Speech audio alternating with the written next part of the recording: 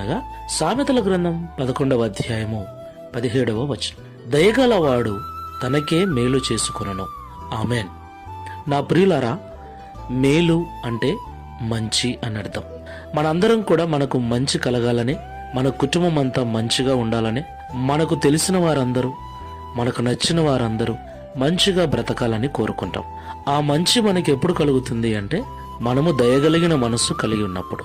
ఇతరుల పట్ల వారి యొక్క దీన స్థితిని, హీన స్థితిని చూసి అసహించుకొనకుండా వారి ఎడల దయ కలిగి వారికి తగిన సహాయం మనం అందించినప్పుడు దేవుడు మన మీద దయ చూపించి మనకు మేలు చేస్తాడు.